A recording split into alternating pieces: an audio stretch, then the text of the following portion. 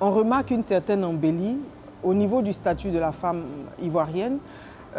Comparativement aux années de l'indépendance, il y avait seulement une seule femme au gouvernement. Je me souviens encore, Madame Jeanne Gervais, elle était ministre de la Femme. Aujourd'hui, nous avons 7 femmes au gouvernement. Je pense que les lignes ont vraiment bougé.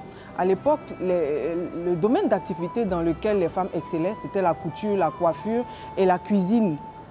On parlait de 3C. Aujourd'hui, elles ont ajouté le commerce. Mais il faut dire, même celles qui excellent dans ce domaine se sont perfectionnées.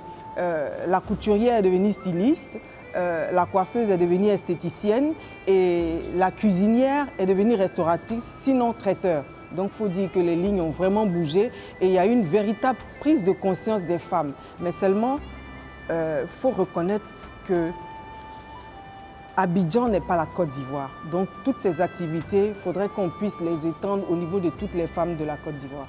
Moi, je parlerai plutôt d'équité, de justice sociale entre hommes et femmes. À travail égal, salaire égal.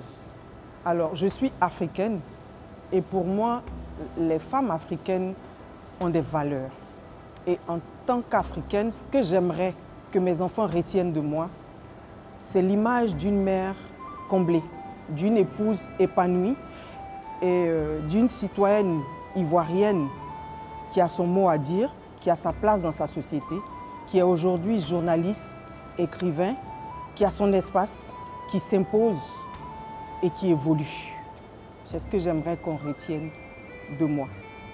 Je viens du nord-est de la Côte d'Ivoire, plus précisément de Bondoukou. Alors, il y a une trentaine d'années, le destin des filles de chez nous, c'était le mariage précoce et venir à Abidjan travailler comme nounou dans des foyers. Parce que la plupart des foyers estimaient que les filles de chez nous étaient bien élevées et qu'elles savaient bien faire la cuisine. 30 ans après, nos parents ont compris et nos destins en tant que filles de la région, c'est plus être nounou, c'est de devenir, ils visent plus haut. Ils souhaiteraient avoir des filles pharmaciennes, écrivaines, journalistes et pourquoi pas midis. Donc aujourd'hui, plus question d'aller à Bondoukou et de trouver des filles ménagères, non. C'est dire que les lignes ont vraiment bougé et que tout le monde aspire à un mieux-être, à des femmes autonomes avec beaucoup plus de responsabilités.